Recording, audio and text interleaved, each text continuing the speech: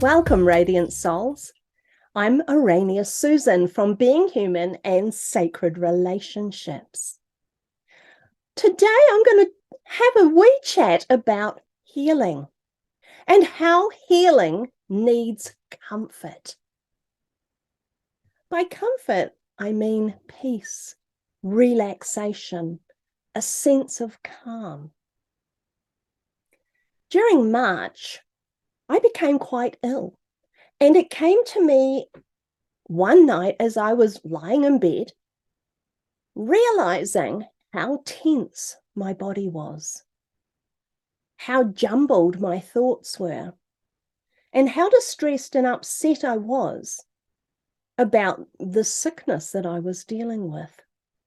It was something that I really wasn't 100% sure what was going on. It was virus-like, but it was not testing as anything. It was sort of like something I'd had before, but not completely. So many symptoms, so many ways of presenting itself. And as I'm lying in bed, I'm feeling just how tight my shoulders are, how stiff my back was, how whizzing around my mind was. And it came to me just in the back of my head. I receive a lot of messages there. That intuitive, insightful part. This is actually what Yasser and I call the blue room. And we think that whenever we're wanting to manifest or look into the future, we look through our third eye. But if you imagine it more like a camera, the image comes in and is projected in the back of your head, in the blue room. So as I'm lying there, I had this thought flash straight through my blue room, and it said to me, healing needs comfort. And I thought, well, okay, what's that all about? It's not about my comfort zone or sitting in my armchair or anything like that. As I was lying there, working with this thought, having it just mulling around in my blue room, I realized that what it was talking about was that while my body was so stiff and tight, I was actually fighting healing rather than embracing it and bringing it in. On a physical level, I was blocking myself from becoming well. So I realized at a physical level, I needed to do whatever it took to allow my body, my physical body, to gain some respite, to get peace, to become calm. So whether this is receiving a massage, a hot shower, going for a bit of a walk, changing the position that you're in, instead of lying flat if that's hurting, standing up or having a seat, whatever feels better and relaxing for your physical body, even if you were in so much pain that you considered taking a pain pill. If I needed to get past that pain barrier to be able to do what I needed to next, now whether that is a hot herbal tea or an elixir or a natural ointment or whatever way you choose to do this, totally depends on you. But the point is that we need to bring physical comfort to our body so that it can heal, it can restore, while our body is physically tight and sore and becoming the receptacle of everything else that's going on within us. Healing is slow to progress. You see, we heal from the inside out. Humans never heal from the outside in. We may see a wound, a sore, and it will scab over. Now, that's like a protection, but the wound underneath starts at the lowest layer and it repairs towards the outside. We're multi-layered beings. Let me just grab Elena and I'll show you what I mean by that. Here we go. This is Yelena. She's one of our favorite members here at Being Human because she's so good at representing and expressing how the layers of our mind work. So this is our physical outside layer, our conscious body. This is the part of me that I see in the mirror. This is the part of you that you will see in your friends when you greet them, or your family when you hug them. That's the part that we're aware of. This is the slowest, densest, most solid layer that we have. This is our physical layer. Now, inside of this, we move into our spiritual layer. This is our fourth dimension. This is our third dimension. Inside our spiritual layer, we have our emotional mind and we have our mental mind. Now, if I just pop our spiritual mind out of the way for the moment, we are experiencing our lack of wellness or our need for healing on all of these layers. This is the physical one. This is where we experience the physical pain, the hurt, the coughing, the tummy ache, the headache, whatever. We experience it here. But it's also created from our emotions. So if we have emotional trauma, perhaps a loved one has just passed and we're in immense grief, or we've had a row with somebody and we're very angry, or we're worried about what's going to happen or how we're going to pay the bills, or the relationship between our children and our parents, or their parents, or their spouses, whatever it is. If we're worried, angry, grief-stricken, any of those emotions, we're going to feel them here. Now, emotions are one of the key sources of dis-ease and illness and injury in the body. And if you've got something going on here, it's going to show up on this physical layer. So when we're trying to heal ourselves and bring comfort or peace, we also need to think about those emotions that we're feeling so that we're able to bring peace, calm, neutrality to our emotions, at least for a while. So what is it that you can do? Perhaps you go for a walk in nature. Perhaps you socialize. Whatever feels good for you about letting those emotions subside is going to help your physical healing. Because while those emotions are running high, it's very, very hard to actually physically heal. And those times, especially, I remember when my late husband and my father passed away, I became very grief-stricken about that and became physically ill. Grief often presents itself in the lungs. Both times I had quite a serious chest infection. Took me a long time to get over that, but that was the grief of the emotion manifesting on a physical level inside my lungs.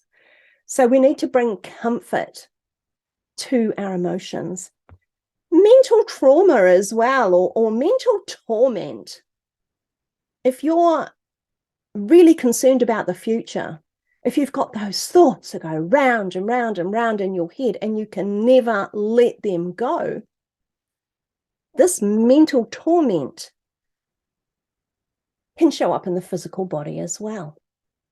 So we need to be able to still the mind, to stop those thoughts from going round and round and round, because we need to bring comfort to that mental layer, as well as the emotional layer, as well as our physical layer, so that we can improve our well-being. So, how do we do that? Let me just move these out of our way for the moment.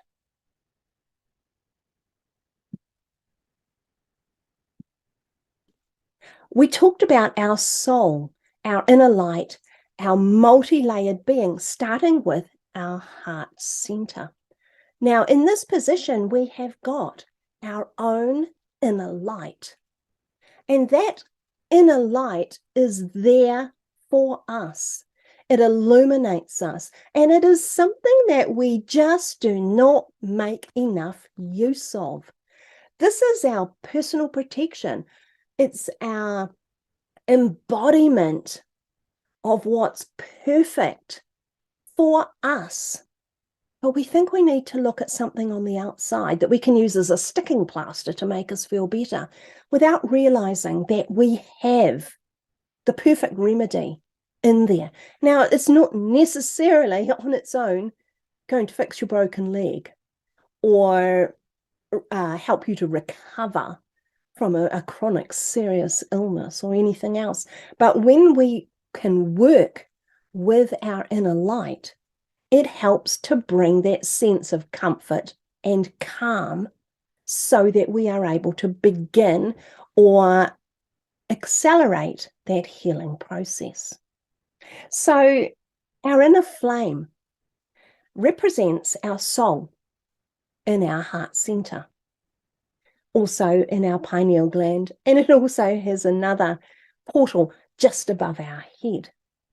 So whenever I'm in a situation of upset, concern, distress, and just not feeling well, like when I was lying in my bed with this very strange viral thing that I had, I imagined stepping inside my flame. Now, I'm not trying to step inside the candle or inside the candle flame, because the flame I have inside of me is far stronger and it's mine. You have yours, every single one of us, no matter your belief system, no matter your background, your ethnicity, your gender, none of that matters. Your age doesn't matter, because we all have this. This is the light that illuminates us, illuminates our soul from the inside. And with the I am presence, which is our own inner star, we're able to draw on the energy of this. So I imagine that heart flame, that soul flame that I've got, just coming out and surrounding me so that I'm almost like in a cocoon of my flame. And then I zip it up. You don't have to zip it up. And I don't know why I zip it up, but that's just something that it just felt like the right thing for me to do, was to just zip my flame up and pop myself inside it. So that helps me, because I know that that's my safe sanctuary. I know it's my secure place. And I pop myself in there. We were talking about the blue room before. I then go in and just talk. And if you're unable to perceive that blue room, just, well, if it was there, if I could talk to it, what would I be saying? That's all you need to do. So you pop in there. Well, okay, so why are my shoulders so stiff today? Why are they aching so much? And the more you talk to them, sometimes I just like to tap on them too. I'll tap on those shoulders and I'll just talk to it quietly. You know, you're feeling really stiff and sore today. What's going on? How can I help you?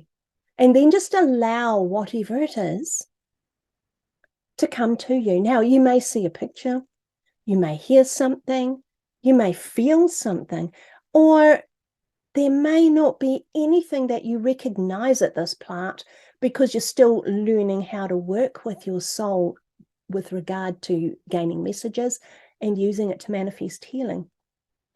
But it's there anyway, whether you can physically notice it or not. Just acknowledge it.